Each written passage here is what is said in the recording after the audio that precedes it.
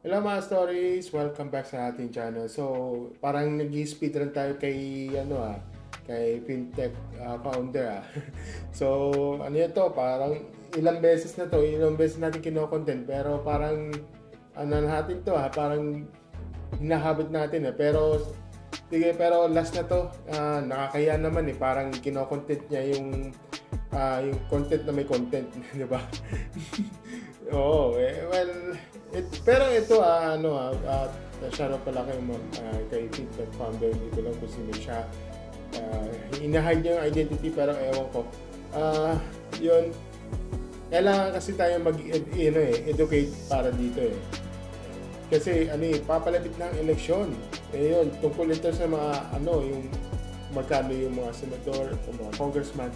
Ito naman yung isa sa senador naman.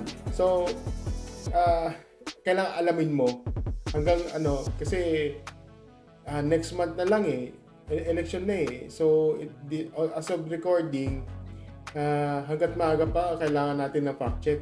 Oo, hanggang maaari, di ba? So, dapat may malilista kayo hanggat may panahon pa. So, itong video na to, kahit last na to, kailangan natin to i-speedrun para sa papalapit ng election. So, ito, papanoorin natin to. Sige. Ito na. Let's go. This is Nix. Nag-a-apply siya para maging public school teacher. Ang sweldo, 18 to 25,000. This is Eme. Gusto niya maging senator. Ang sweldo, kalahating milyon plus allowances plus government benefits. Sana all. Ang trabaho ni Nix ay ang magturo, mag-grade ng mga estudyante, magbigay ng emotional support or guidance kung kailangan. Sila din minsan yung role model ng mga estudyante. Trabaho ng senator, gumawa ng batas, tumulong mag-decide kung saan i-allocate yung national budget, siguraduhin na walang anomalya sa ibang sektor ng gobyerno. Kaya madami kayong nakikitang hearings. Ano yung qualifications para maging public school teacher? Kailangan mo ng PRC registration, teaching license, bachelor's degree, certifications na makukuha mo through several hours of training, NBI at barangay clearance, medical certificate, SALN. Okay. Hinto tayo Alam mo yung last video tungkol doon sa, di ba yung parang ah yung sa magre-reklamo. May video ako doon ilalagay ko na lang. Alam mo, unang-una saludo ako sa mga saludo ako sa mga teachers. Mahirap kukunin yan tapos after nun ganun irereklamo ka ng teacher tapos yung pati yung tapos sa ang ending mababaw yun parang hindi makakancela yung teacher's license. Hirap nun, no? Tapos ganito ang mangyayari, parang tatanggalin ka. Nakakalungkot no? Kaya, tinan mo, I can't think of it na parang nagtatrabaho lang sa ganito tapos parang, oo, nandun na tayo sa parang second parent natin. Pero, sana naman parang, sana mahalin na lang natin. Kung yan natin parang tinuturing mo silang binubuli tapos ang ending pag sinuway mo anong mangyayari? Tulfo, ganon. O kung hindi, DepEd o SHED, ganon. Di ba?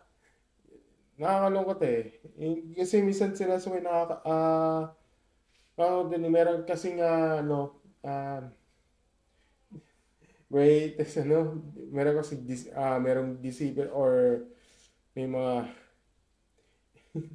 ano ba yung word nito? Ayoko na magbanggit kasi yung karamihan sa mga magulang, di ba?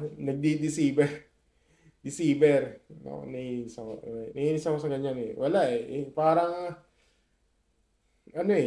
iba na ang henerasyon ngayon. Parang tinatakot tapos bakit baksak, ganyan. Ayan. Nakakalungkot pero sige, tuloy natin to. Ito. Anong qualifications para maging senator? Dapat marunong ka magbasa at sumulat. Pinanganak sa Pilipinas. At least 35 years old. Registered voter. Okay. Ka-read and write, kailangan Filipino citizen, pag nasa Pilipinas, kung sino na yun, at least 35 years old. 'Di ba? Ako, pwede na ako, tumakbo lang ako, okay na ako. Pero, ha? Pero tapos registered voter, ako rin yun. 'Di ba? Pwede rin ako tumakbo, if ever, pero wala akong plano. Kasi ano eh. Pero hindi, it doesn't make sense, no? Parang senador na, tapos ano, diba, ano, parang kulang yung requirements. Dapat kailangan dyan, ano eh, yung mga political science. Dapat meron kasing ganun yung field. Di ba may mga requirements dyan? Pero sige, di ko alam, ano, COMELEC. Di ba?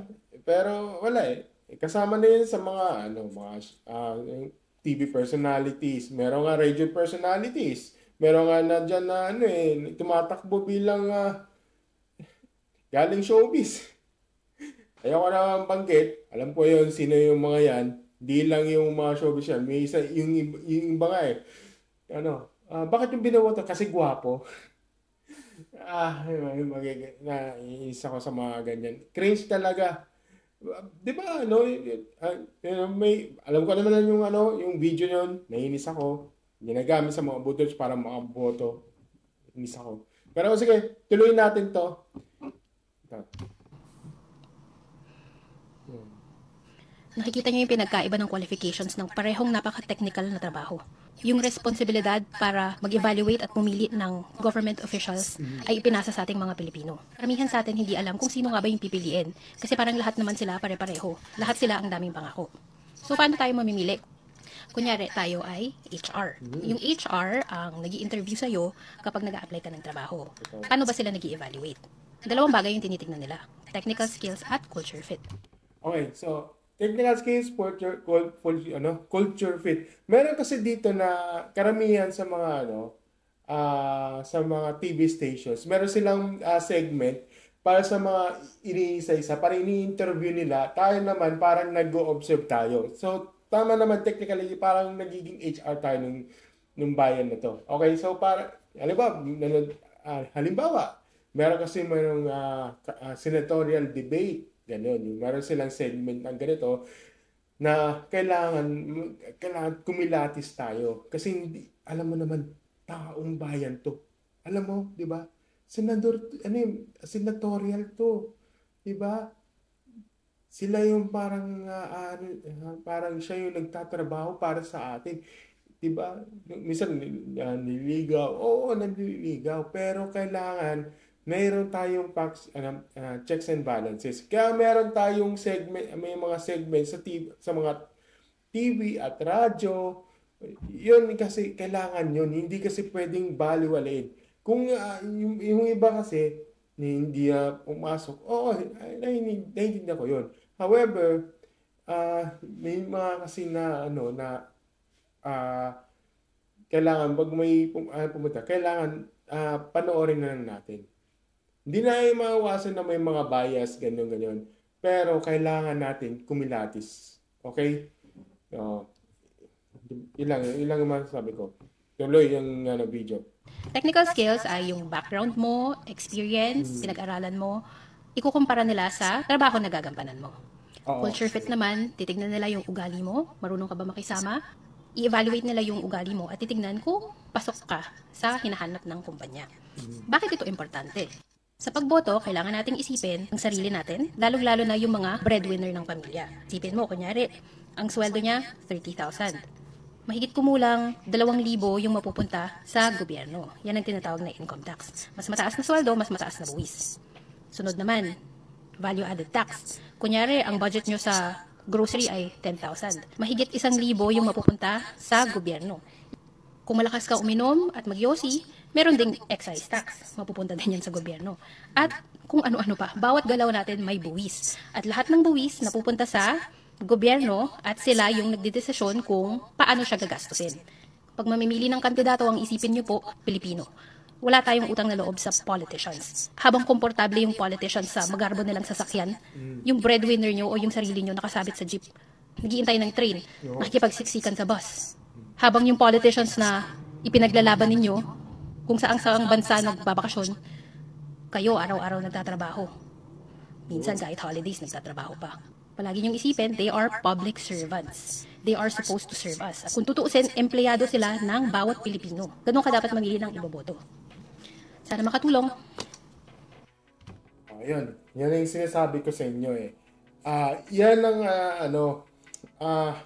yan yung para makatulong sa inyo. Ako naman as a part of content, binibigyan ko ng mga bawat ganitong bawat content nito para magiging yung para magiging guidance natin dito.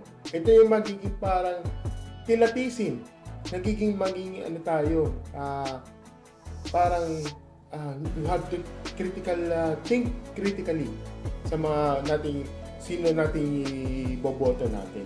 So, yan, katulad yan, ito, senador, national yan. Oo, Luzon, Visayas, buong Pilipinas yan. Siya yung magtatrabaho, tapos imagine mo, no, tayo nagpapasweldo sa kanya. Tayo nagtatrabaho, ganyan, tapos ang ending, tapos yung mga ganito, yung mga papatakbo, imagine mo, parang lang sila, ang laki lang yung kaya napasabi ako nung kanina na sana all kasi ang laki,